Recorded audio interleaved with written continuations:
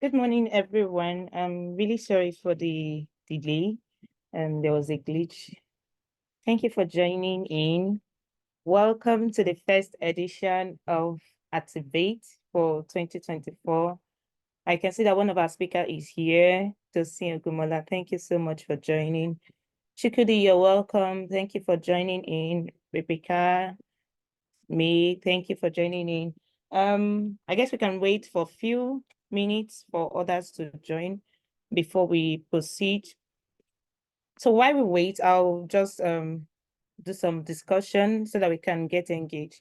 So the topic for this webinar is opportunities and challenges for talents in the gig economy. So I would like to go with what is the gig economy. I know we understand that people are moving from full work to that's full-time work to contract work. So we're trying to know what are the opportunities that are in this economy, what are the challenges that are there, how do you scale through, how do you work with the flexibility, what do you expect, when the gigs are not coming, what do you do? And thank God we have our top HR person here, which is Tosin Ogunmola. Oh, our second speaker is here, Joshua Benset. You're welcome. Thank you for joining in. We are so glad to have you guys. Thank you so much. So I was saying that while you go on with gig economy, it's important to know the challenges, the opportunities that are available. So I was saying that we have a top HR person here. So how do you know what to do? How do you upskill? What do you need to learn?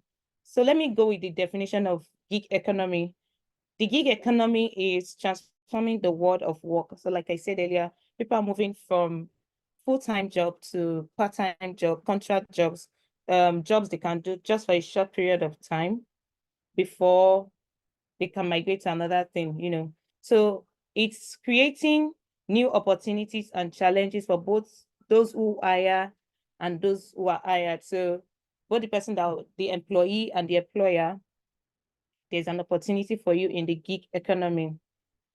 So with this flexibility and freedom, the gig economy is a tempting prospect for workers and businesses alike.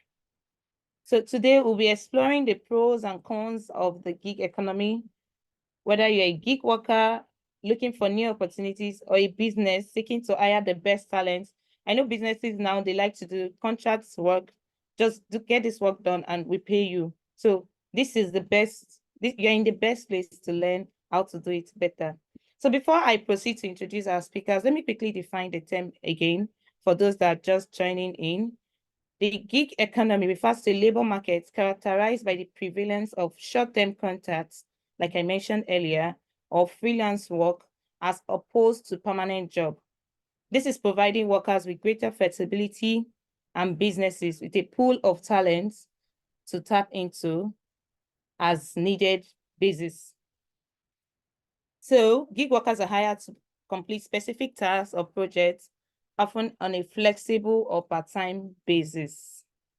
The gig economy is driven by the increasing availability of technology and the challenging nature of the job market. So get your pen, get your paper ready. Our speakers are here and they'll be answering all your questions. Please make sure to drop your questions in the chat room. If you have any questions, just drop it on the chat room and we'll be able to send it to our speakers and they will address every issue. So please welcome Tosin Ogunmola. I would like to see your face so I can introduce you to the house. Hi, Tosin. It's good to see you. Thank you for joining. Thank you for having me. Thank you. Can you hear me? Yes, we can hear you clearly. So it's good to see. Tosin is an HR person, not an HR. She's a senior HR. She's Agba in this field. So she'll be helping us with what we should know in aspect to, she's the forefront in hiring. So she'll be giving us tips on what we should do, how we should upskill ourselves, how we should position ourselves. So it's nice to meet you, Tosin. Let me introduce our second speaker before we get into the keynote speech. Hi, Joshua Benset.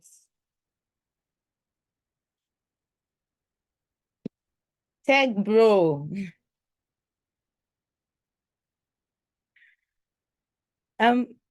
We can't hear you at the moment, Joshua.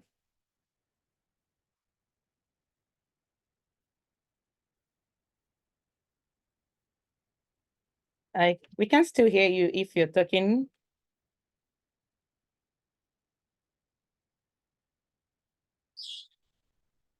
I just want to assume I'm not the only one. Okay, Joshua, you're muted and I can't hear you at all.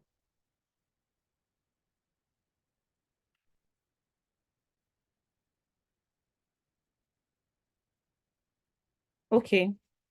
All right. He said it's probably an issue with his network and he would like to rejoin in. So while you do that, we'd like to take the first keynote speech from Tosin Ogunmola. I would like to read a profile before we proceed with that. Tosin Ogunmola, she's also known as the HR girl. That's HR girl, my pardon. Tosin is a devoted child of God and a distinguished leader with 5 years work experience, managing and engaging with people across various roles and industries. Oluwatosin currently serves as a senior HR associate at Kreston Pedabo. She's also a freelance recruiter in the gig economy where she connects amazing talents with notable employer of labor across the globe.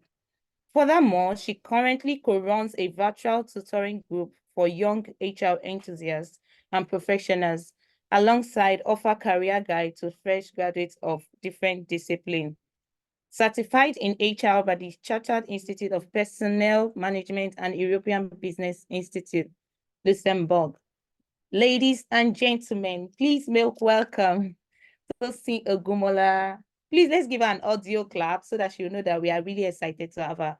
You have the floor, Tosin. Thank you so much. All right. Thank you so much for that, Kemi. Thank you so much. Thank you. That was a nice introductory chat. Thank you. But before I continue, thank you everyone. Thank you, Emmanuel. Thank you, Chukudi. I'm excited to be here this morning with us. The gig space is somewhere that I'm passionate about. It's something I'm passionate about. So when I saw the topic, I could easily resonate with it. Thank you to the management and leadership of HNN. This is an initiative that is not common in organization where they bring their employees together on a weekend and for them to learn, to gather information on everything that would help them accelerate in their career. And also thank you to everyone that is on this call. Saturdays for some persons are meant for resting. Some, that's when you get to catch up with families. Some, that's when you get to catch up with parties, you socialize and all. What here you have this morning again, learning together. So it says so much about your individual culture and the culture of the organization. That's intentional learning. So thank you everyone for finding time to join.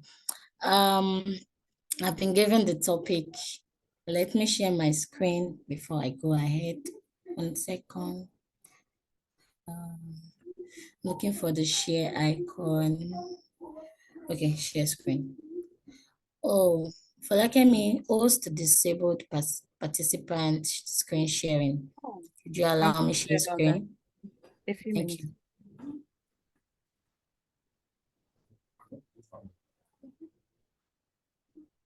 Okay, please try now. Okay. Okay, I can share now. Okay. 1 minute. Okay. So while I'm sharing my screen, please confirm that you can see my screen. Maybe just 1 or 2 reaction. Yes, we can. I can see it. Thank you. All right. So I have been given the topic, strategies for staying competitive in the gig economy space. I am supposed to talk on upskilling, reskilling, how to leverage technology platform to stay competitive in the gig economy space. So I'll be talking from an HR perspective, a recruiter's perspective, and maybe from an employer's perspective as well, because I've had the opportunity to work with a few employers of labor. But then before I dive into what I have for us this morning, I love my class of session, very, very interesting, because the truth is, yes, I'm an HR professional. I know that we can have like senior people on the call as well that might want to chip in one or two insights.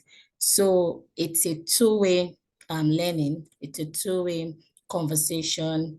So please be prepared to be interactive in this session. So maybe just to ask, right? When you hear gig economy, I know Folakemi has done justice to defining gig economy and all, but outside the textbook definition and all, when you hear gig economy, what comes to mind? Just one word. I'm going to call names. I know that in sessions like this, some persons just like to be in their shell, and that's why I said it beforehand that I love my classes interactive. So, Jessica, for me, when you hear gig economy, one word that comes to your mind. You're muted if you are with us. May, can you hear me? Okay. Emmanuel Oshubu, are you there? Falakemi, can you hear me? Oh, okay, you muted all the participants, right? Did you mute everyone? Yes, I did. Okay, can you just unmute them for the next 1 minute? I just want to set the tone for the discussion. Okay, Thank please, you. for anyone who would like to speak, you can unmute and talk, or you can drop a chat. You're in a noisy Okay, place. yes, we can also use the chat box. So when you hear gig economy, what comes to the mind? Just one word. Okay, Tosin, you have some comments on the chat. Would you like me to read that for you? Yes, please. Okay, Emmanuel Silva said contract jobs. Contract jobs, nice. Oluwakemi Ogunleye said labor markets that relies heavily. That relies heavily. Yeah. Okay, okay. Deborah Oyinda says part-time jobs. Part-time job, okay. That's all we have Okay. at the moment. Okay. So thank you. I was actually that's all correct. That's all correct. We are all correct. But then I was actually thinking I'll have somebody that is not too corporate and would give me a street slang. There's actually a street slang for gig economy. Does anybody want to try? Okay, there's Use another. it. Okay, Yes. there's another. We have other comments coming in. Blessing Adiola says job networking. Demola Obasan Kayode says economy of people full of. Okay. Sorry, I'm sorry. Economy of Okay. people full of people that are freelancer. Okay, Oh Deborah my God. Those are the serious says students in school. I just said I don't want dictionary definition. Okay. Falakemi, thank you so much. So when I hear gig economy, right, what comes to my mind? A street slang that actually comes to my mind is side hustle. Do we all agree? Side hustle. Let's leave all those contracts, part-time job, da. If you want to tell a bike rider, a Uber driver that is not in quote so learned about gig economy. If you are saying all those contracts, employee, freelancer, you're speaking English, they might not relate with you. So, but then when you just tell them, I get one side also for you, you know, they can relate with you totally. So, like I said, I'm going to be breaking this in very simple terms, right? So when I hear gig economy, what I'd say straight up is side hustle. And that's because I know that everybody on different level of education, knowledge, and information can actually relate to the word side hustle, right? So in this course, very quickly, I have limited time. Let me put my slide on slideshow so that it can show, so that we can all see it very well. Don't know, I'm trying to shift this. Okay. Slideshow, set up slideshow. Oh my God, this is different. Okay, let me just see if it comes up. Okay, it's not coming up as a slideshow, but can we see my screen?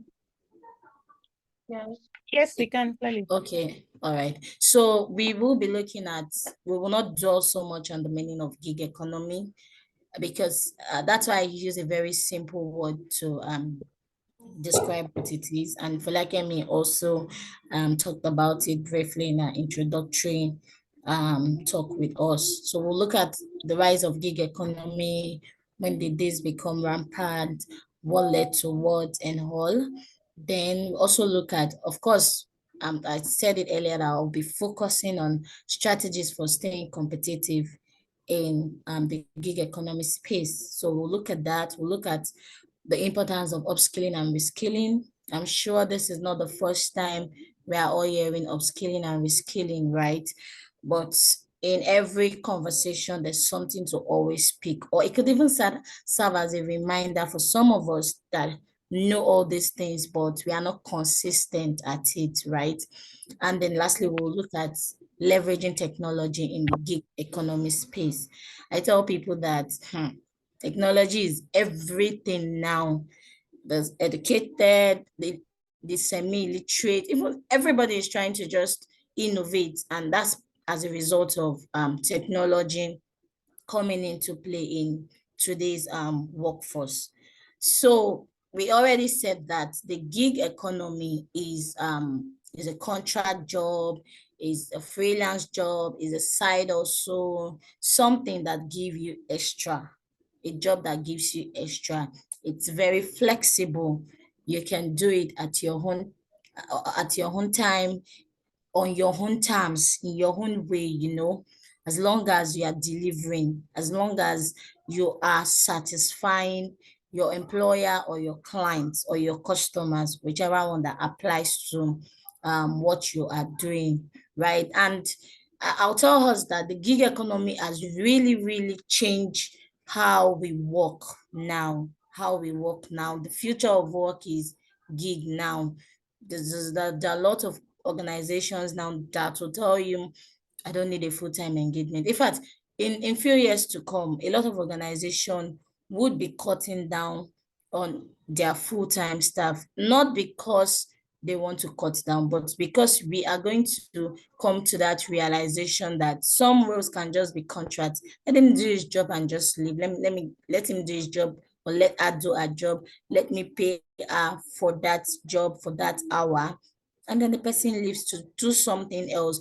We've not fully tapped into it yet in Nigeria, but in few years' time, that is the future. That is what I think will be the future of work in Nigeria. My few years' time doesn't mean 3, 5 years. We know how peculiar um how Nigeria is. So, but then that is what I feel will eventually happen in the future of work for our own economy. It has started already. It has started already. In fact, candidates are now beginning to negotiate that when they apply for some jobs and when they get into the interview process proper, and then the employer is telling them, oh, this is the job scope and all. You see candidates start telling you, but you know that if you cannot afford me as a full-time staff, you know that I can consult for you. You know that I can be a part-time worker for you and all. So that is that about the gig economy from we have. So when I say gig economy, I don't want us to look at it as just corporate workers or corporate jobs alone. No, even the jobs that are not corporate, the drivers, the hairdressers, the content writers, all of these are gig jobs, they are side hustle jobs, right? And gig economy has come to replace the normal traditional 9 to 5 job. I'm getting ready for work 8 a.m., 5 o'clock, I'm shutting down my laptops. No. So it has come to replace it. How did gig economy come into play? We all know, I'm sure that we all know that we remember when COVID, the pandemic time. Of course, it's been there before then, but not as not as known as it is now. COVID forced us to be open to that, to let us know that people can really do any job for you from anywhere in the world, from the comfort of their home, from anywhere at all. People can really get things done for you. And then the internet kind of help us to explore that. It kind of help us to amplify and make it easy for us to do that. So for me, I would say that gig economy, the rise in gig economy happened during COVID. During the pandemic, a lot of things happened. That was when organization knew, talking about, I'm using Nigeria as a case study now. That was when organization in Nigeria knew that, oh, people can actually work from home and still be very, very productive. They started making initiatives, ideas to conform with the current reality of the workforce, you know. So that's how the gig economy rose to what it is today. Now, to the main topic that I've been asked to talk about, that is upskilling and reskilling. In Nigeria, we have 50% of the industries in Nigeria is actually service industry. I think we have 30 for manufacturing, and the other industries fall in the other percentage. Change is very, very constant. Skill is very obsolete. It's very, very obsolete. How, and not just in the corporate space. I've said this before. As I talk, or as we learn together, let's open our mind broader than corporate space, corporate worker alone. Remember, gig economy changed the narrative of 9 to 5. So we are going deeper than corporate people. We're going to the hairdressers, to the fashion designers and all, right? So upskilling and reskilling speaks to all these people, the 9 to 5, the corporate guys, the guys that are not corporate, that are in the SMEs and all. How do you upskill? Why do you even need to upskill? Why do you even need to reskill? You need to upskill, you need to reskill. If there is anybody that doesn't understand the importance of upskilling or reskilling, it definitely will become obsolete. Time will just leave you and pass you by. And by the time you start applying for jobs, you're asking yourself, it's not even about the experience now. Yes, you're telling yourself, I have 10 years experience, I can do the job. But then, have you upskilled? Have you updated your skill to the current realities, to the current need of that job role? A product designer, do you know how to use Figma now? Do you know how to use, do you have the knowledge of UI UX, even though you're not going to be the one doing that UI UX job, right? So we need to know that at every point in time of our career, in life as a whole, you need to upskill in life, because if maybe you are in your 20s now, when you get to your 30s or 40s and you start giving birth, if you don't upskill how you relate with people, look at the Gen Zs of now. Some top managers, the baby boomers, are struggling to find a balance in relating with the Gen Zs of now. This is the first time we're having 5 different generations in the workforce. So upskilling cuts across everything we do, I see CVs, and then as basic as Excel, some people don't even know how to use it. And some people, because they've learned Excel 6 years ago, they are not updating their skill. They don't even know that aside Excel now, there's another soft skill that organizations are using. So what is the importance of upskilling? You need to know how to adapt. Like I said, the market is changing drastically. It's changing drastically. You need to know how to adapt to the current realities of workforce. When you upskill, it gives you an edge. It places a value on yourself. You are not subjected to what the company wants to offer. There are a lot of cases where I recruit candidates, and the candidates, now we are in the talent world now. We are not even in the employer world. We are in the talent world due to a lot of factors. JACPA is dealing with organization, shortage of adequate talent in the market. When people tell me now there are no jobs, I tell them, my dear, there are jobs. Because I'm a recruiter, there are jobs. The thing is, when I'm recruiting, I don't see qualified candidates. I'm recruiting for an HR role, and I'm seeing a salesperson applying. It's okay to apply as a salesperson, but what is your CV telling me? What can you do? What can you not do? What are the, even if you've not done anything practical, what are the skills that you have gathered, right? So it enhances our potential when you upskill yourself. Some people now are already learning how to use AI. Some persons have not tapped into that reality. By the time AI now start dealing with them, you hear that's what took my job away. AI is not here to take your job away. It is here to enhance your potential. Fun fact is that the people that will tap into that, irrespective of your role, irrespective of what you are doing, the people that will tap into that, the people that will upskill themselves to know how to use AI, how to embed it into their own roles and responsibilities, are the people that will stand the test of time when that time comes, and they'll be able to call any figure to say, this is my worth, this is what you should pay me. It increases employability and versatility. That's what I briefly touched about it when I used the product manager example. Oh, I'm a product manager, I don't need the knowledge of UI UX. Oh, I'm a product manager, I don't need to know how to communicate. This even applies to tech guys. I believe I'm talking to a lot of tech guys here. My previous job was in the tech space, and I usually tell my guys there that I feel like a lot of tech people just want to code. Anything outside coding, they are not interested. That is not good. You are limiting yourself to that confined. You are limiting yourself to your comfortable environment. The moment you are limiting yourself to your comfortable environment, growth is not there. Growth is dead already.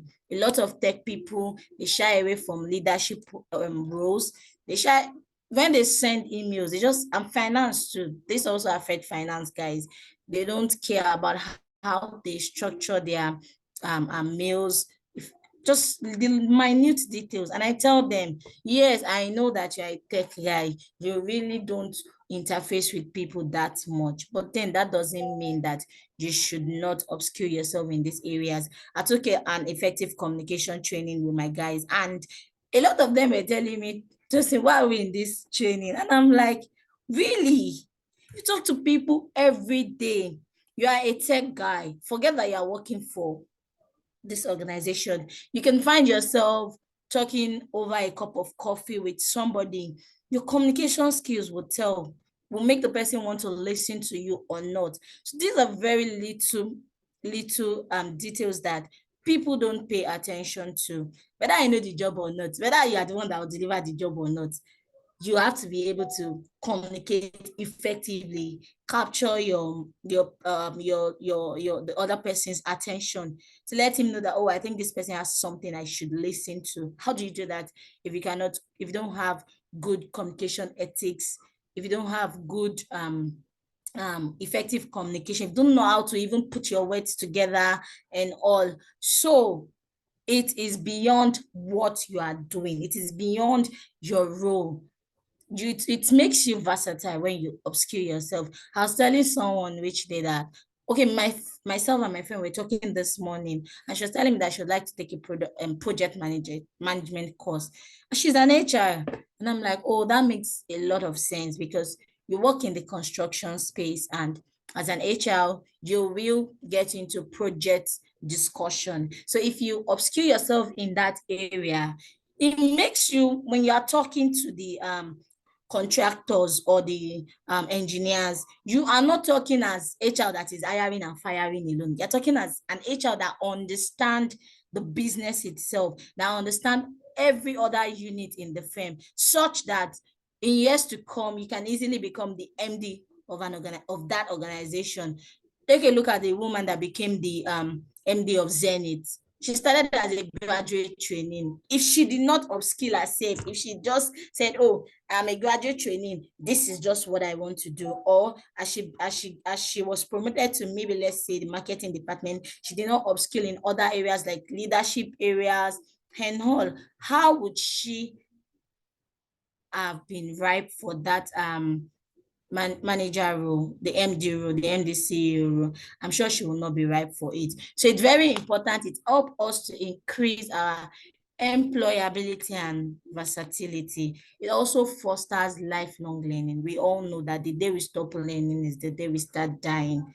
Imagine that I did not continue to learn. What I knew 3 years ago is what I still know. How will I survive in 2024 of now? So it fosters a culture of lifelong learning. If you are somebody that wants to upskill and reskill, you will definitely want to learn. It's continuous. It's continuous. Today you are picking up these skills to learn or to train on or to get certificate on. Tomorrow you're attending conference, you are listening to people that have gone ahead of you in that space. All of this now forms your own psychological intellect. It forms your own intellect. You won't know, but by the time as you grow, it tells on your person, how you do things, how you handle things, your decision-making skills, and all of that. So it fosters lifelong learning. So briefly talk about identifying the in-demand skills. We've talked about upskilling, reskilling. Now, how do you identify your in-demand skills? Yes, it's very, very important for freelancers, for independent workers, for contractors, for the side hustlers, like to know what the in-demand skills are for them to be able to stay competitive. And from this chart that I have here, you would see that I put a survey, a data there. We have 30 million job openings in the gig.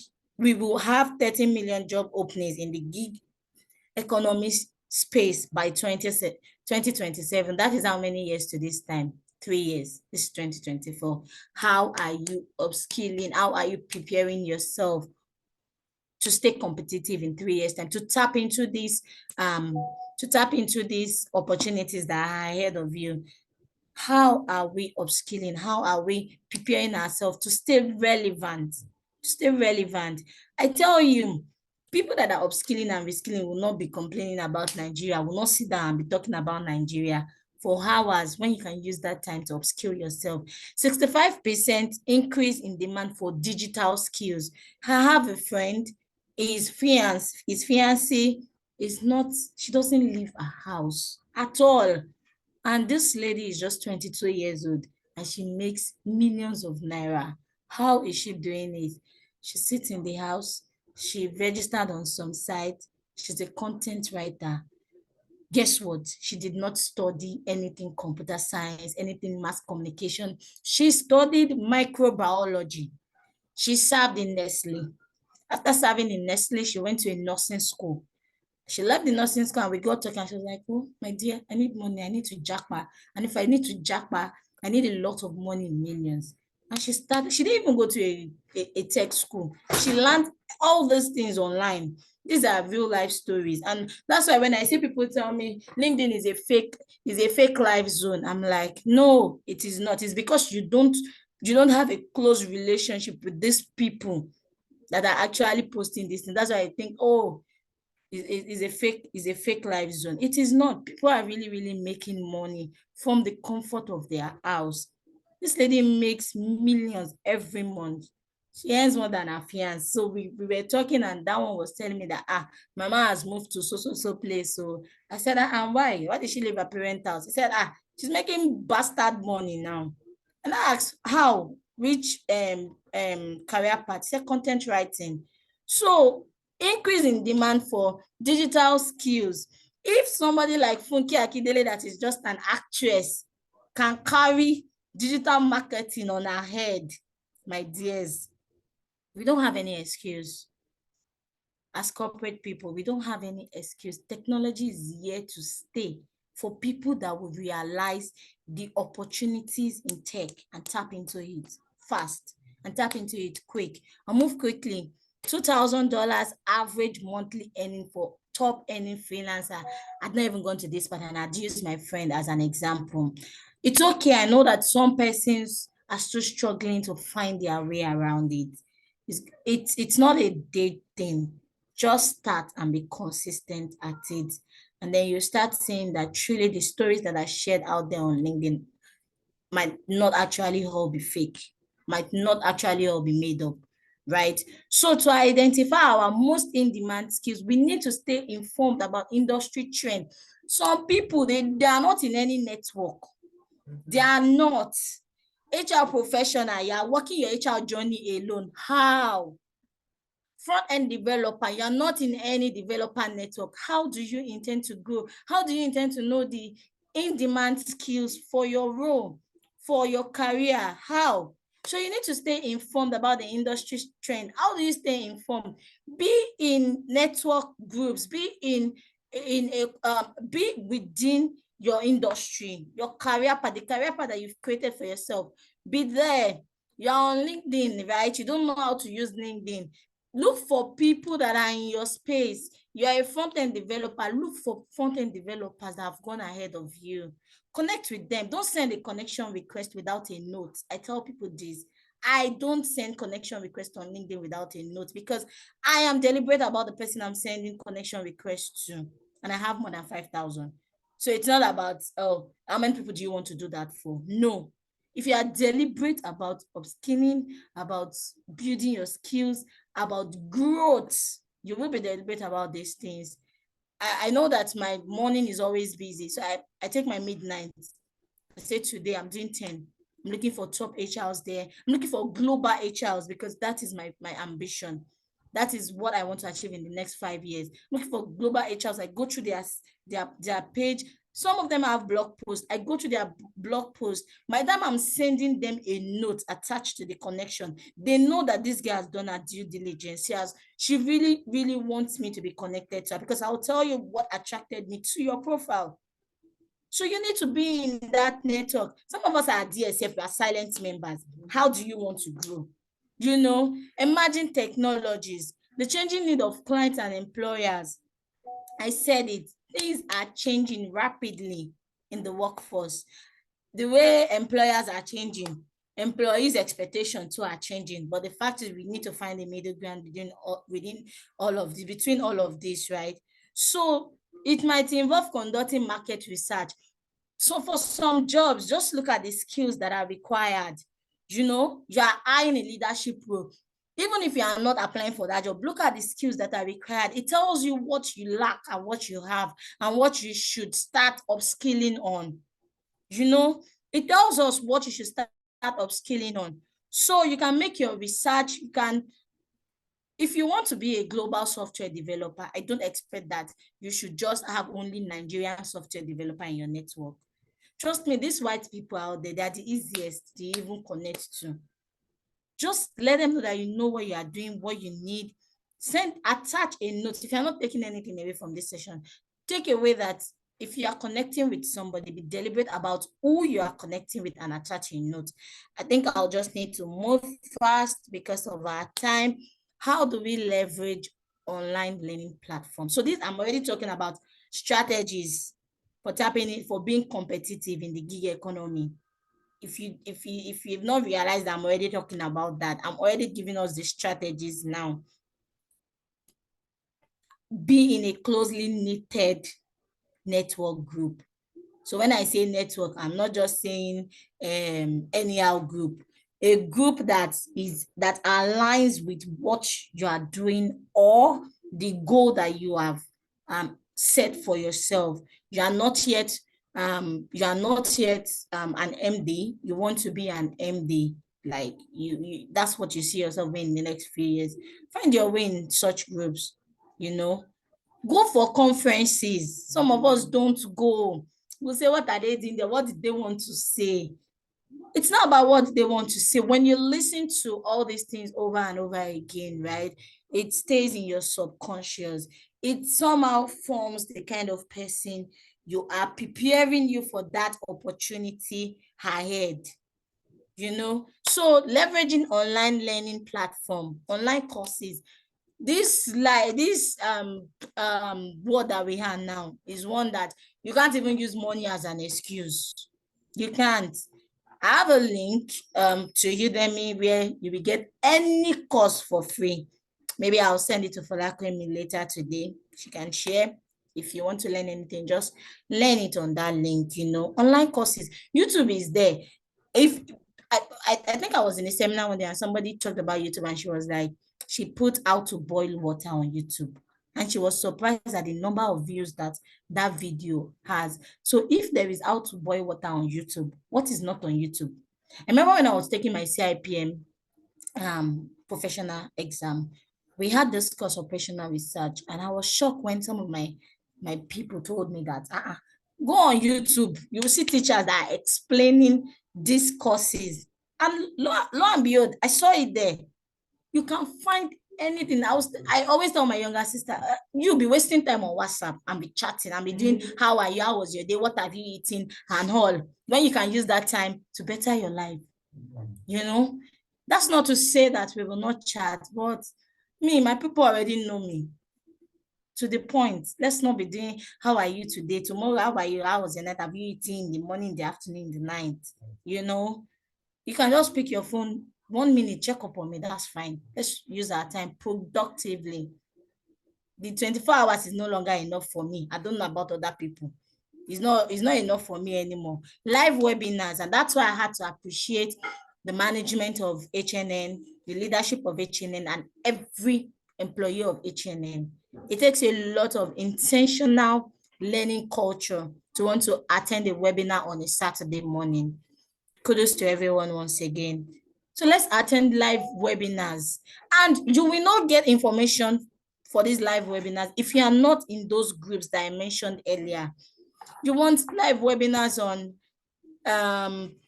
tech, you want live webinars on the skills that you need to excel as an architect. Be in group where architects are. Interactive tutorials. I have a group where we have this. Interactive tutorials. You don't have to, if you are not finding it, create one. When you create one, put it on LinkedIn. People will connect. I'm telling you, these are things that have worked for me and my friends. Some of them are on this call. When I wanted to study my CIPM, when I wanted to study for it, I was finding that to get what's it called? Study group. I created one with 4 of my friends. We are about starting, preparing how the process will go. Fortunately, I saw a group somewhere. I told my guys, what you are trying to achieve, somebody has achieved it. Let's join them. And that's what is part of my profile now. When Falakemi read my profile, we are having the 4th cohort where we teach people for free. I know that some people will tell you the exam fee is costly. I cannot afford to go to tutorial centers. We did it. It worked for us. We became certified, and we're like, oh, you know what? Let's start helping people. We've passed through it. So don't wait to say, it's not there. You create it. Post it on LinkedIn. This is what you're trying to achieve. You need more people. Put a link. Let them show interest. From there, it will go on with consistency.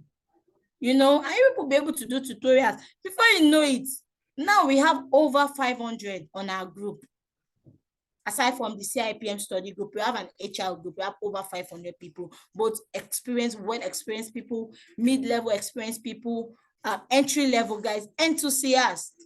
But it started with one person's vision, you know. So virtual conferences, I've touched on this. You don't have transport fare to go to conference. You don't have clothes. That's the excuses all of us give. Now, technology has come and given us virtual conferences. Stay at the comfort of your home. Just listen, even as you are cooking, as you're attending to your kids. Married people, you are not even exempted. You're attending to your kids, just listen. In fact, there are a lot of tools now. Put a tool there to be taking notes for you. You don't need to use biro and paper and be writing. You know, we just need to think outside our comfort zone. And that's why I say the moment we just stay in our comfort zone, we lose it. We lose that growth mindset. I'm running quickly. Develop a continuous learning mindset. Very important. You cannot even achieve any of those things I say if you don't develop, if you don't have it, if you don't in fact, consciously, I'm supposed to put consciously there, deliberate. You deliberately develop that continuous learning mindset. How do you develop it? You're curious. You're curious. You want to know. You just want to know. You are easily able to adapt. You cannot adapt if you are not curious. If you don't want to know what's happening, you cannot adapt. And if you are not adaptable right now, you're not curious, you will struggle in today's workforce. Now, I was telling a friend last 3 weeks that I no longer hire for skills. I don't even hire. Even if it's an experienced role, if you don't have the right mindset, I will not hire you. I will not, because I believe that anybody can be trained on the job. If you have the right mindset, you have the right attitude, anybody can be trained for the job. So for me, when I'm doing interview, if it's not leadership role, mid-level, experience level 2-3 years, if you have the mindset, if you have the right attitude, then any other thing can now follow. That's top 2 on my list. I tell people, entry-level guys, graduates, you reach out to me for a job. What kind of job do you want? You're telling me any job. My dear, I'm not giving you a job. There is no job title as any job. You need to know what you want. And it starts from such early age, right? So dedication, commit to ongoing skill development. Some of us, sometimes it's not even about the courses we take online. Some of us are just taking it for the certificate. You know, learning intention is very, very key. I'm taking a course on McKinsey Forward Program. It's not an HR course, but there's a lot of unspoken soft skills in that program. That's why I learned about learning intention. If your learning intention is wrong from the get-go, you're not going to learn anything. Even on this webinar, if your learning intention is just to come and mark attendance, because for like Emi said, we are having weekly or monthly or quarterly knowledge sharing session or webinar, you're not going to still pick anything from this session. You will not get to work after this session. So our learning mindset is very, very important, and we should make it continuous. Application, a lot of us have taken trainings upon trainings that's why I like to use learning than training, because training might end where the facilitator stopped talking. But learning is you now going back to now start implementing those things. You're going to face challenges when you are implementing. It's not all sweet as I'm saying it. Then you're now going back to meet that person. You're going to connect to that person, maybe LinkedIn or wherever, to say, you talked about this, I have applied it, I'm stuck. What can I do? You know, I've tried this, it didn't work. What can I do? The person knows that you've taken a step, you've tried something, it's not working. Then the person will be more than willing to now hold your hands down the aisle. Sorry, I'm using aisle. You know, so it's very important that we continuously learn, we continuously adapt. We don't know the next generation that will come after. Okay, they said Alpha Kineko. Yeah, the Alpha guys. So I will just run quickly, utilizing technology platform for gig work. How do you find gig work using your technology? We have a lot of them. We have Upwork, we have Fiverr, we have even LinkedIn. People get job on LinkedIn. I got a lot of recruitment gig on LinkedIn. Even your WhatsApp. Some of us, the only thing we post on our WhatsApp is food. What you are doing, see, people will only refer you for what they know that you are doing. So somebody came to me and accused me that Tosin, you know I'm doing this, why didn't you refer me? I said, my dear, when last have I seen your status? I have a lot of people on my WhatsApp. You're not in my face, so you will only be remembered when you're in the faces of people, you know. So finding gigs, there are a lot of marketplaces. we need to leverage them. It's okay, just go there. If you're unable to know how to use it, reach out to somebody. That's part of upskilling. Reach out to someone to teach you or hold your hands on how to use this platform. All you need to do is open your mouth and just ask, So building a profile, have an engaging profile that showcase your skill. That's how I'm meeting the most basic thing. That's why I'm not even going to LinkedIn profile, because it starts from your WhatsApp status. Yes, you can post other things of life, but however, even as you post other things of life, you know that there's a way that you can still embed other aspects of your life into what your goal for life. You will not see me introducing myself and not put I'm a believer. I'm a child of God. I'm a child of God. So we should leverage technology. We just cannot shy away from it. I'm trying to round up. My time is fast spent. So gig economy helps us to have diversified income stream. And me and you know that Nigeria economy of today, even if you are earning 1 million naira, you just have to have different different income stream. Gig portfolio, skill development side also. I've talked about all of these, right? Let me see if I have any other thing. Then I decided to just briefly touch on work-life balance. As much as you are doing all these things, I know some of us have already started. As much as we are doing all of these things, health is wealth. Let's not neglect our health. Let's try to prioritize self-care. Let's try to prioritize self-care, set boundaries. Me, once I get home 5 o'clock, well, any work from my office, I'm not doing till the next day. If I die or I'm in the hospital, the company will actually leave, So set boundaries. Sometimes it will not go like that. You have to work. But then once you notice your body telling you, don't fight it. Don't fight it. Your body is the one doing the work. Take a break. It's okay to take a break and come back. It's okay to take a break and come back, right? So conclusions and takeaway.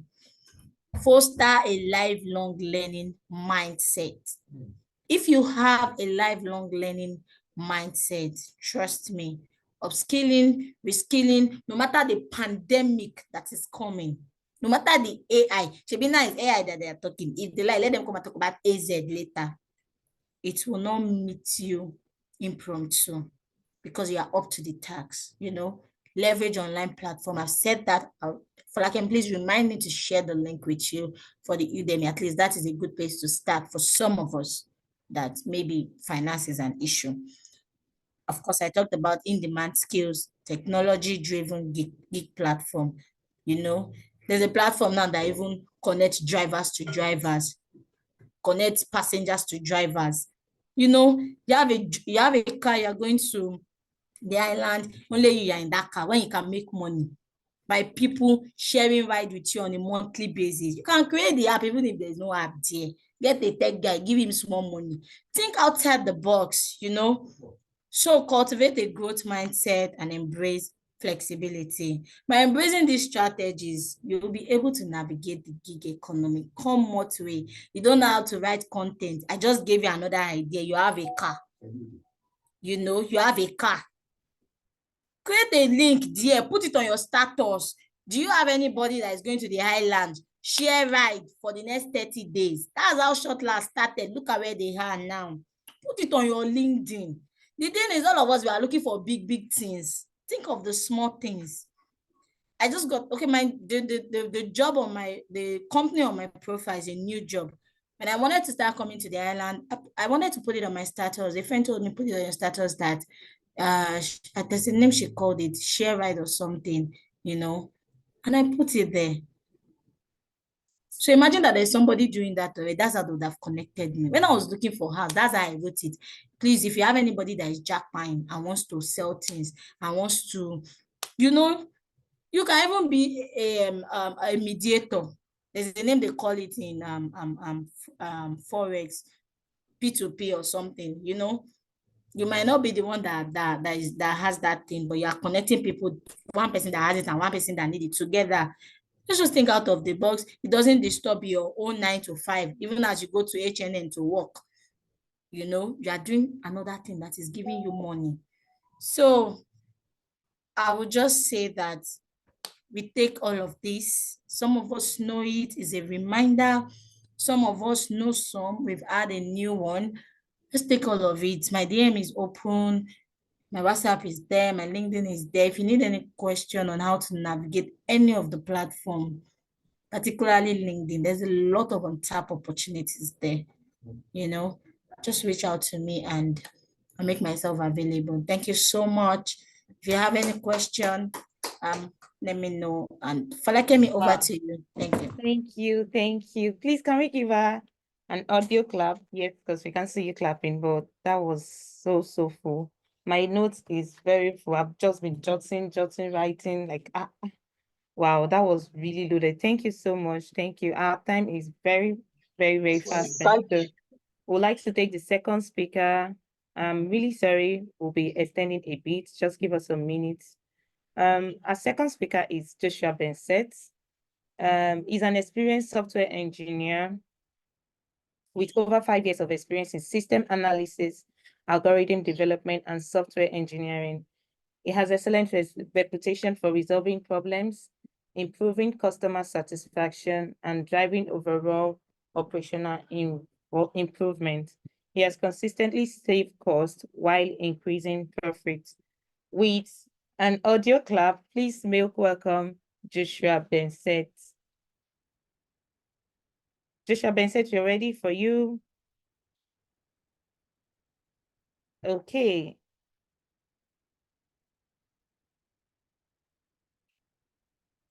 We can't hear you if you're talking.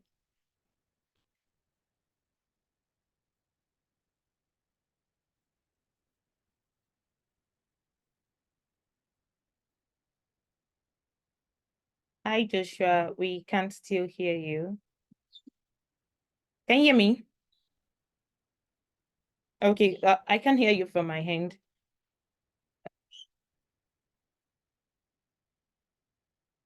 Okay, let's give Joshua a few minutes while he set up his audio again. So while we do that, yes, can we get the record of this meeting? Yes, definitely. It will be on our YouTube, it will be on our Anchor link, and we'll send it to the registered participant too.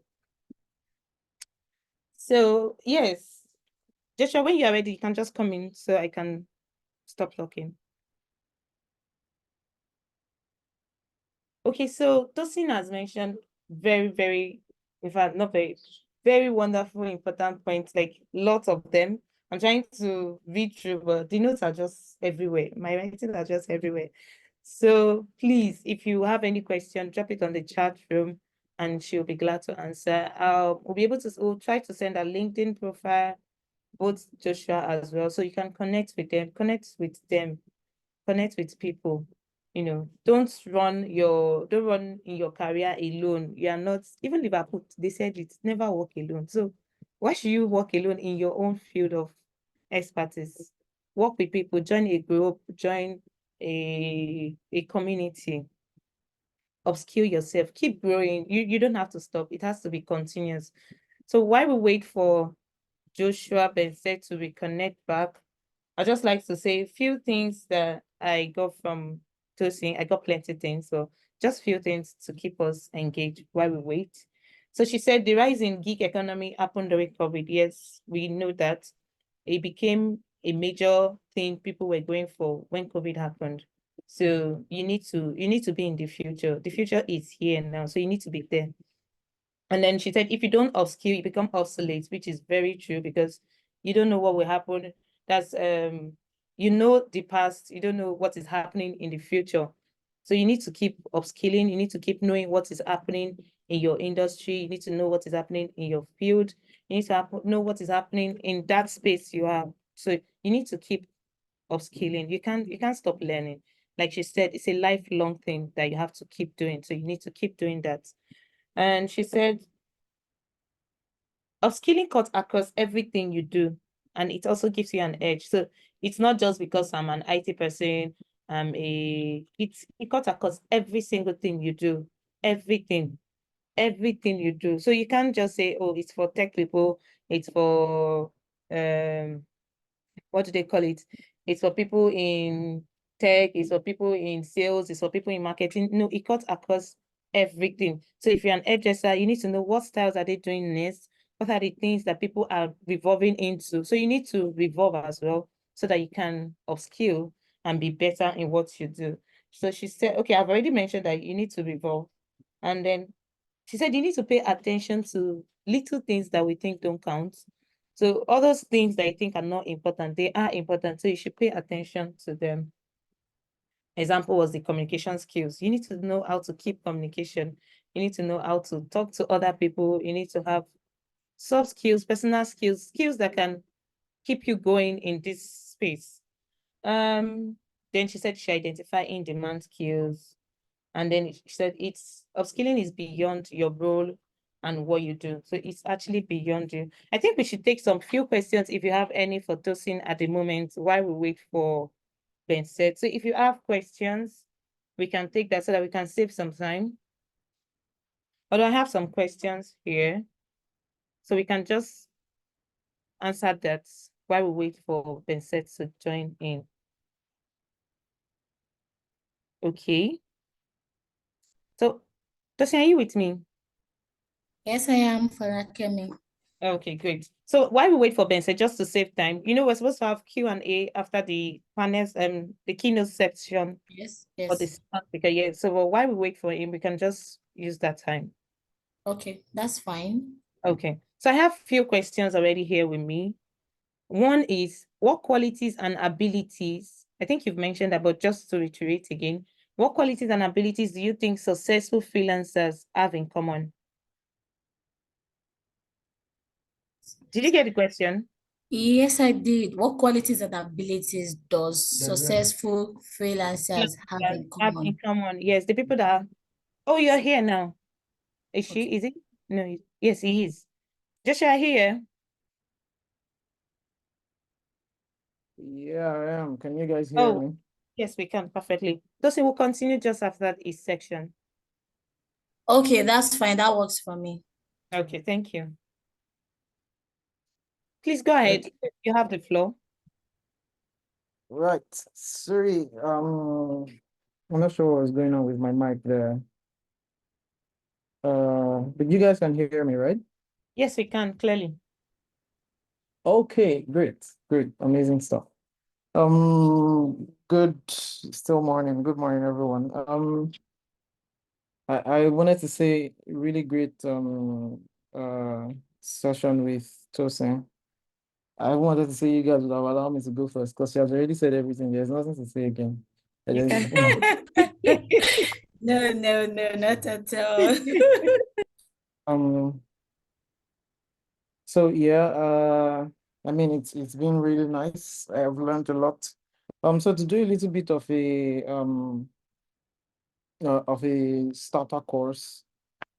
I'm Joshua. I have been freelancing for about 7 years now. Um, sorry, there's still something icking me about this, my blurred background. Right, okay, no longer blurred. Okay, yeah, so I'm Joshua, I've been freelancing for about 7 years now. So I was freelancing and doing regular work on the side. Or I was working on doing freelancing on the side. One of them was outside, one of them was the main, right? And September last year, I completely transitioned into freelancing and dropped regular work. So I'm just going to talk around that space somewhere around there because I know that a lot of people are interested in doing living a certain kind of life that comes with freelancing in quotes. So first, I should start from talking about what exactly freelancing is and what freelancing is not, right? Because there's a general misconception about freelancing that's I don't know it needs to be talked about, right? So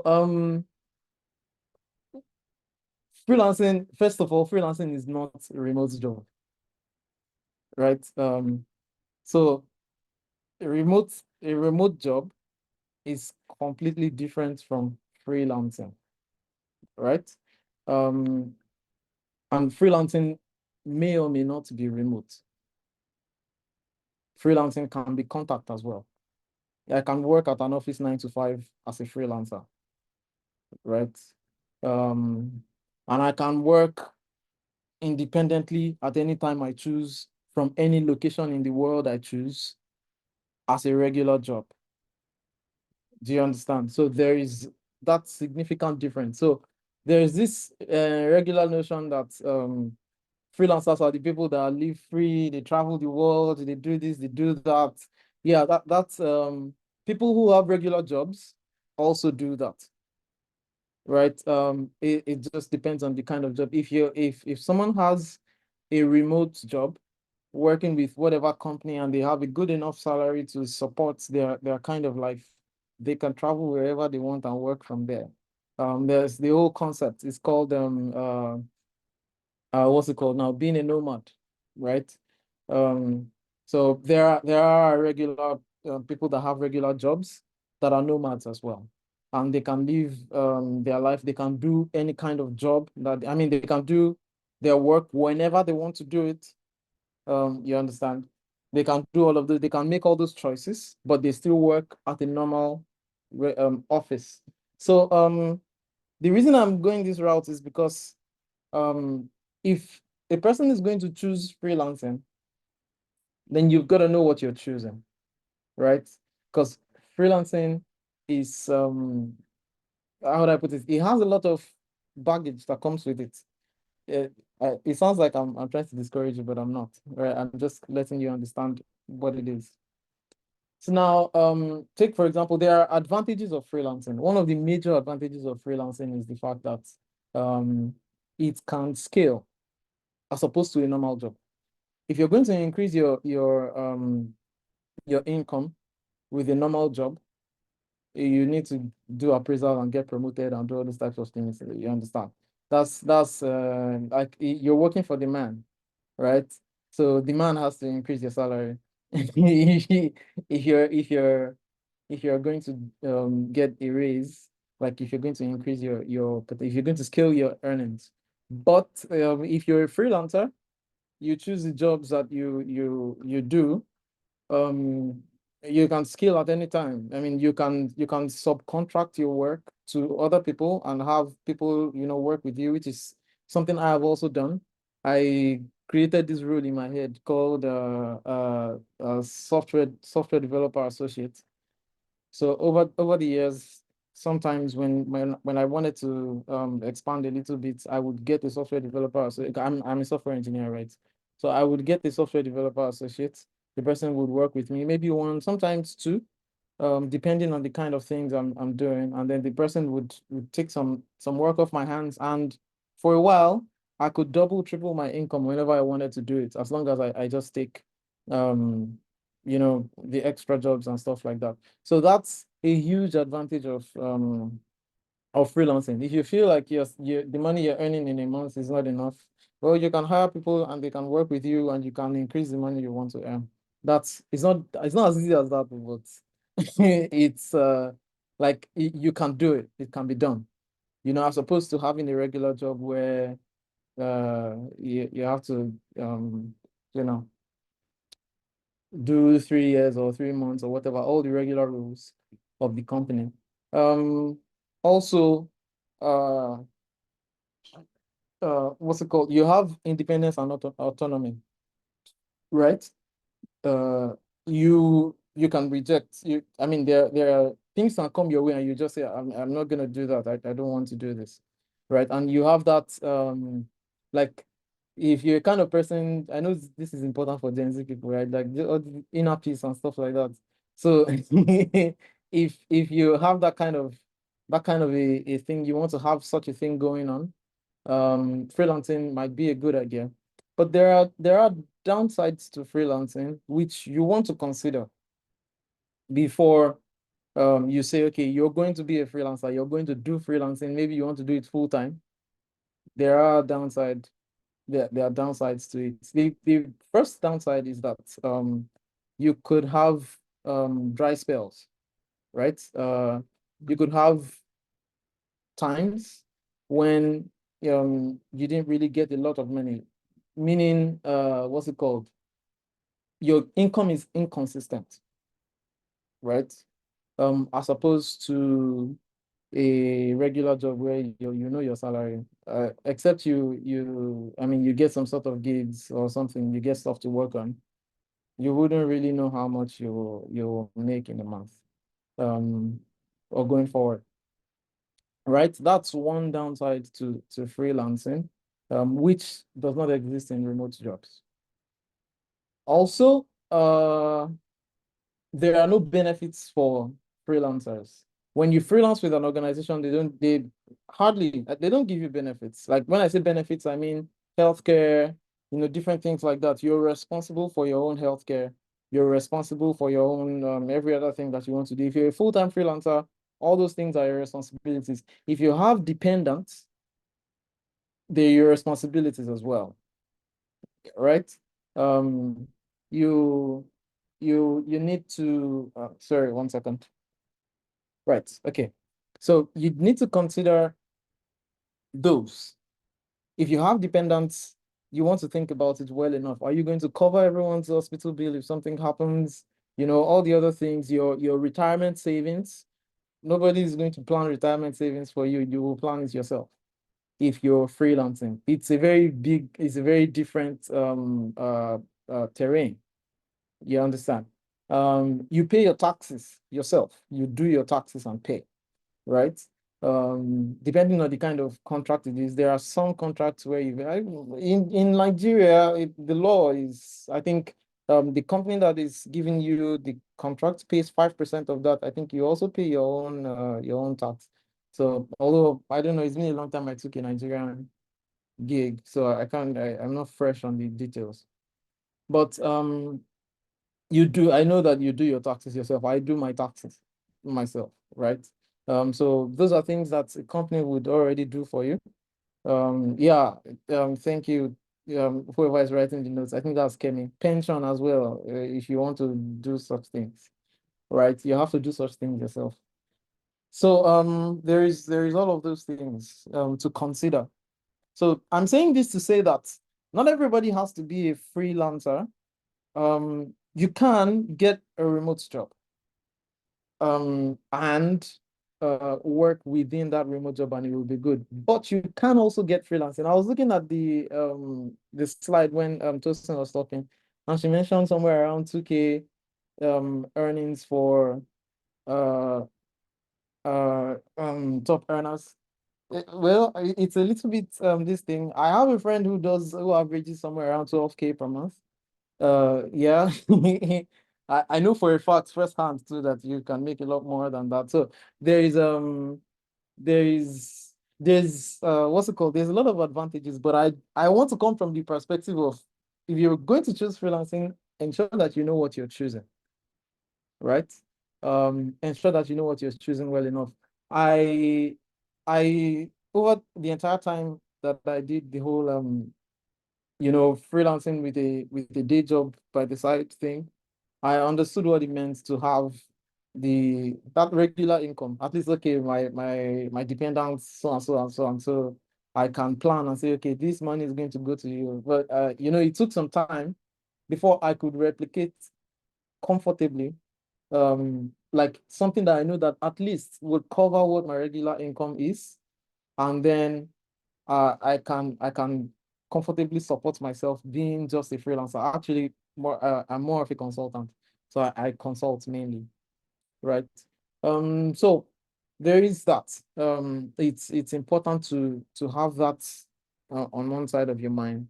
And there are what's it called? There are multiple options to go, right? There are many different kinds of options you could have for what's it called? for being a freelancer or a remote worker. So yeah, so assuming that you've talked, you've thought about it, you've looked at everything and you're like, yeah, freelancing is what I want to do, right? You've looked at everything, you've thought about how you're going to support yourself, you've thought about all of those things, and you decide that freelancing is what you want to do, then we can continue the conversation from here. Sorry, I forgot to start my stopwatch. Let me continue it now. I think I need the time because of my system. 1 second, sorry. Right. Okay. So now if you have decided, okay, that you want to do freelancing, then I should say, how do you then survive with freelancing? Right? How do you then survive with freelancing? So I must tell you the fact, if everybody on this call is in Nigeria, like we all live in Nigeria, it's a good place to be. I mean, it's great. But you have a little more work to do than the rest of the world. And I'm going to be talking generally, as I'll be talking generally towards like as the rest of the world. I won't be talking as Nigeria, because I don't think you should be looking for freelancing opportunities in Nigeria. First of all, don't make it's one what's it called? Mistake that people usually make. People that want to start doing tech things or freelancing things or whatever are always looking for opportunities. They feel like, okay, you can't get anything outside the country. Let's just start in Nigeria first. Let's see what is going on. It's a misconception. You may not get like, really solid high paying gigs and stuff like that, but you definitely can, out of the box, start looking for simple opportunities within your experience range anywhere in the world. Probably in a country that has a more powerful currency than Nigeria and than Naira, right? I would say that's the first step. If you're looking at Nigeria, just immediately stop that and start looking outside the world. I'm not saying that you should stop looking at Nigeria completely. I mean, you have people around you, associate with them.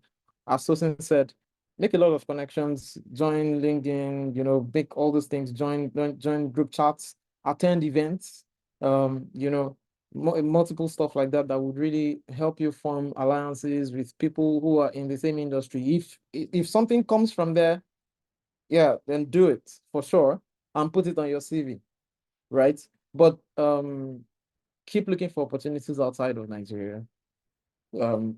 Always be looking for opportunities outside of Nigeria, not within the country. That's one. So if you're looking for opportunities outside, and I'm going to be talking more about opportunities outside of Nigeria, because that's it tends more towards towards financial stability than of opportunities in Nigeria. The highest developer salary I have seen in Nigeria, in a Nigerian company, is about 3 million naira per month. That's the highest I've seen in Nigeria. Whereas I just told you of somebody who averages somewhere. I know someone who averages 250K a year from freelancing. Yeah, so that's $250,000. So the how would I put it? The cap is endless mostly when you're focused outside. So I'd say first you need to be looking for opportunities outside of the country. No doubt. Now, there are multiple places to find these opportunities. You could start as a freelancer with regular freelancing places. There are normal places where everyone in the world knows to go to look for freelancers. Simple things such as Fiverr, such as Freelancer, such as People Per Hour. There's a bunch of those uh, crossover as well. There's a bunch of all those places where you could find, but places like crossover are more, they require a higher amount of experience. So if you have somewhere less than 3 years experience in your field, you should probably not be going to places like crossover. But places like Fiverr, places like freelancer.com, that is, places like what's it called now, Upwork and the rest of them, People Power, you could get gigs from there with just a few months of experience. Yeah, right. So starting from a few months of experience, you will get a range of gigs depending on what you do. So yeah, you could start that working with those guys while, of course, building intentional what's it called? Intentional relationships with people, just exactly as Tosin said. So, but there are a couple of things that you also want to look out for if you're trying to find such gigs, like gigs outside of the country. First, you need being in. I'm talking about you being a Nigerian right now, trying to find gigs outside the country specifically, right? So, you need to find a way to put your experience first, right? Your experience, your skill, whatever it is, like your prowess, whatever it is that you want to sell, you need to find a way to bring that to the forefront of the conversation and not your location, right? You need to find a way to bring and one very good way would be to have a very good, easily accessible portfolio.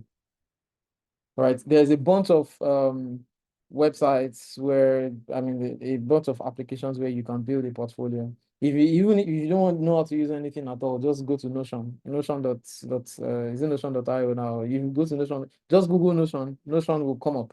You can create a very good portfolio for yourself and put it online. Put your what's it called? Put most of your skill there. Put some study cases, things that you've done. Of course, I'm talking about this from the perspective of somewhere that's not just starting. If you're just starting, just find places to get experience, right?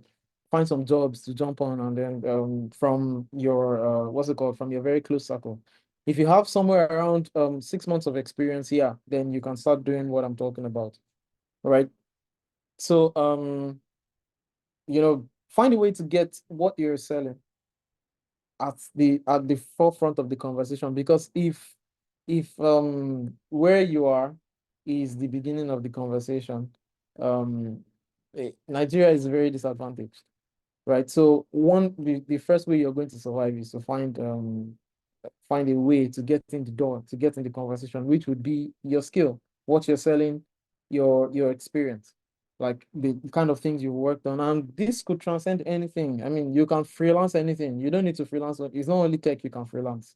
You can freelance literally anything, as long as it's there. If you get on, I'm not saying you should do this, but if you get on freelancing website, you'll see strange things.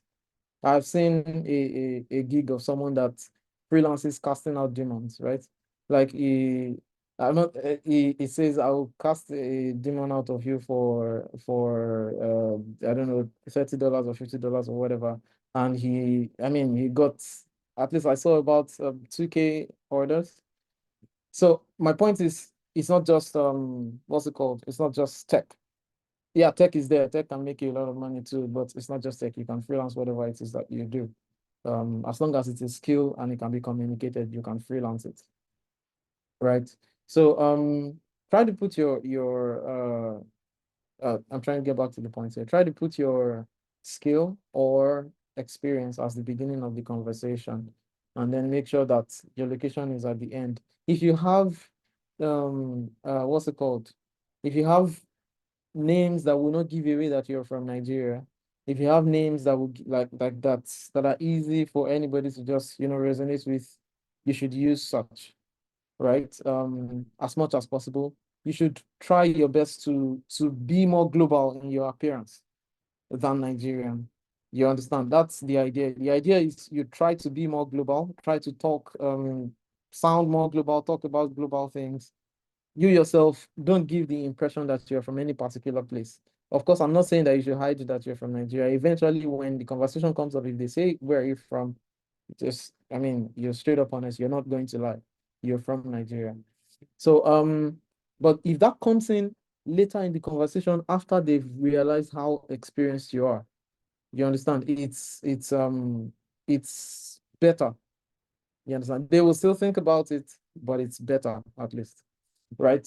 So that's one. I have like Jesus, my time is I have like 43 seconds left. Well, that's the first thing on my list actually. I have a very long list of things here to talk about. But I think it's one of the most important things, at least if there's nothing else. I'll just give a very quick example of that. My time is already up. So when I started freelancing on freelancer.com for the first time, uh, I put up everything, I put up all of my Nigerian projects and I did all those things that I felt would help me have a good profile.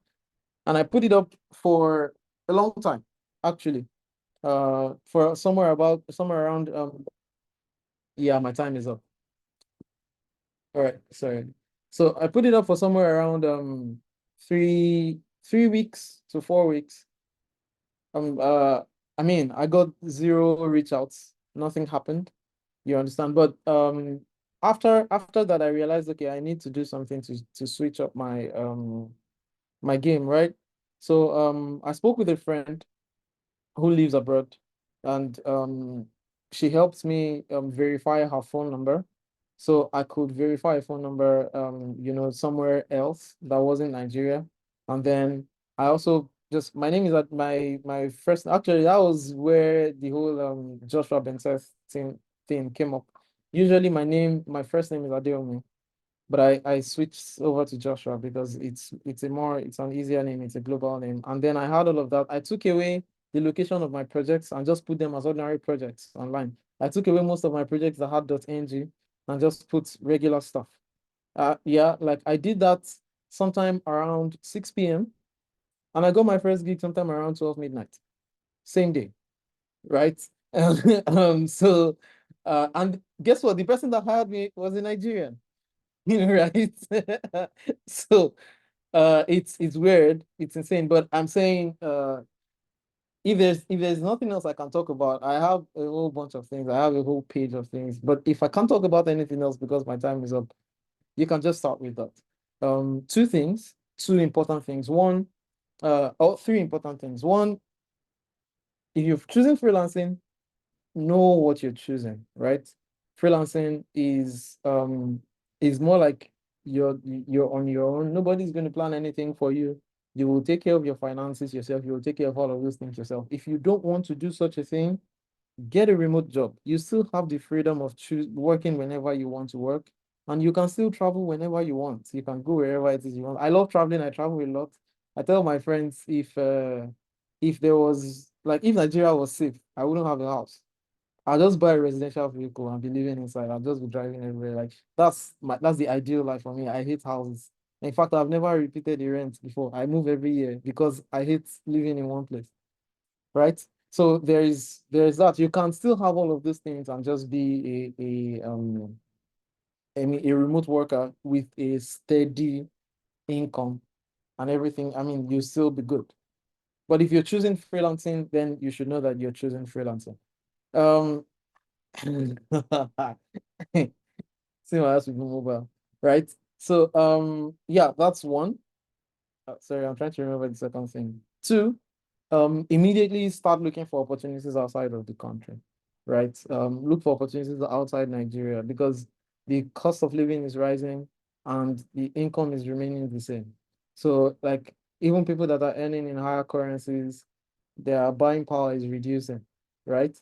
So look for opportunities outside of the country immediately. As long as you have up to 6 months of experience in what you do, start looking for opportunities outside the country, right? You will find. Just look for opportunities around the area around your experience level. And then three, sell your skill first, sell your experience first, put your location at the end of the conversation, right? As much as possible, avoid it until you're asked.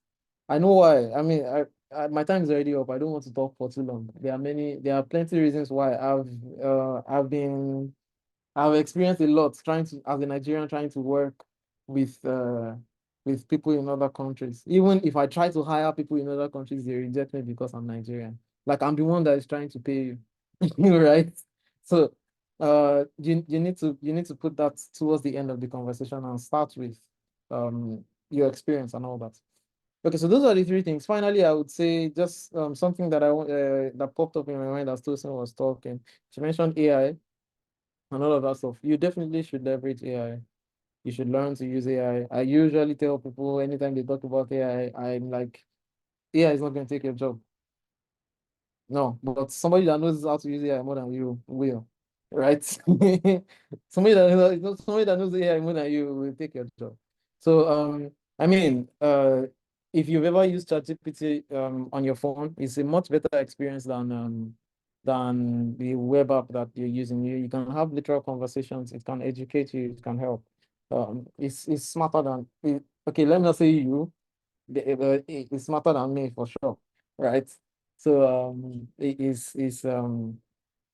it's only logical that I consult, right? So yeah, I think I will wrap it up there because time is, I've used a few minutes outside of my time.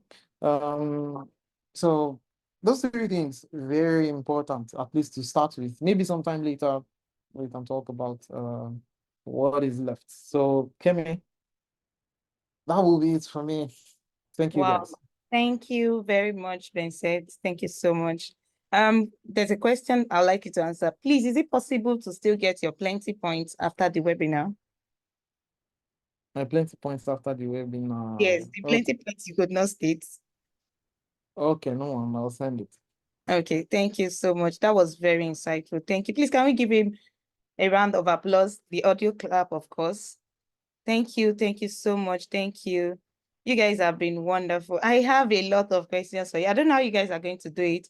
Maybe we're going to email the questions to you and you can address it. So we can send it alongside the audio and the video recording links. We'll be sending to the participants.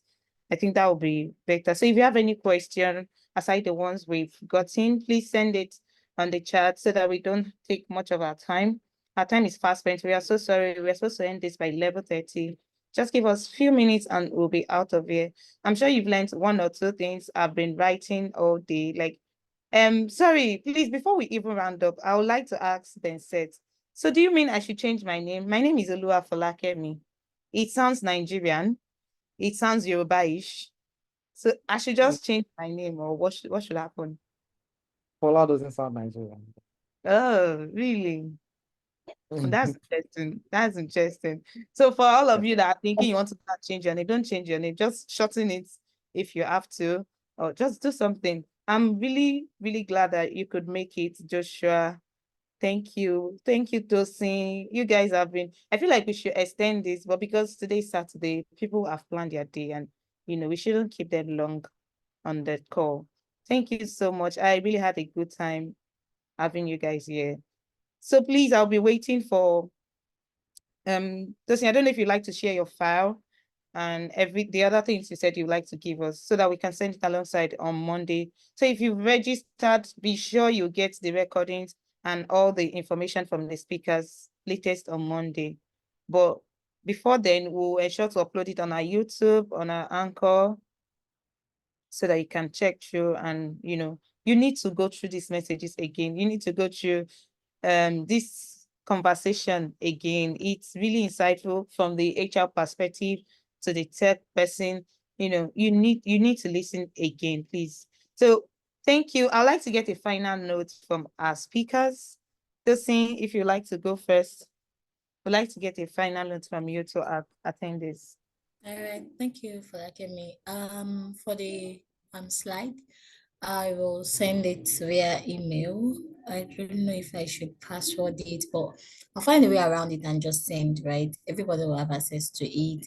And then I'll add the link to the free courses on Udemy and all to it as well. Just on a final note, don't forget that change is the only constant thing. You are the one that will take your growth into your end. Most of these experiences that I shared and Joshua shared, you can see that it has to do with thinking outside the norm, outside the box, right? Just finding a way to adapt. He saw that his name might be a challenge, verifying his phone number. Imagine registering for 3 weeks, nobody, and within 2 hours, he got a gig. So it took him to think outside the box. There will always be challenges, but what are we seeing in the midst of the challenges? Are we seeing challenges? Are we seeing an opportunity to do something differently to achieve our desired results? I wish us all success in life. Thank you. Thank you so much, Tosin. Thank you very much. And Ben said to like to hear a final note from you. Well, nothing much. I'll just say, in the final analysis, right, a the very first point I made is probably the most important thing. You want to choose whether or not you want to be a freelancer. And that's basically the most important thing. If you have to be practical with the choice, brutally honest with yourself. If I want a steady income to start with, and I've not been freelancing before, and I will not start freelancing, I would probably keep a good job and then freelance on the side. But all in all, I mean, it's I like to see what we do. I like to keep in touch with everybody as much as possible as it is for me, hear from everyone once in a while. I mean, it's nice, but I'm sure I'll see you guys out there, right? Thank you. That's free check. So we'll send you their LinkedIn profile so you can connect with them. Please connect and we'll share all the documents with you. Ensure to go over it again. I'm sure you have enjoyed this section. If you like to say something, you can unmute just for 1 minute so that we can all go out of this. Thank you everyone for joining. We are so glad you're here. Thank you to our speakers. Thank you for pouring all out to us. Thank you so much. We are grateful. And please ensure to go through it again. It's going to be helpful. So if we have none, we have lots of thank you going on at the moment. Thank you so much, all our speakers. Thank you.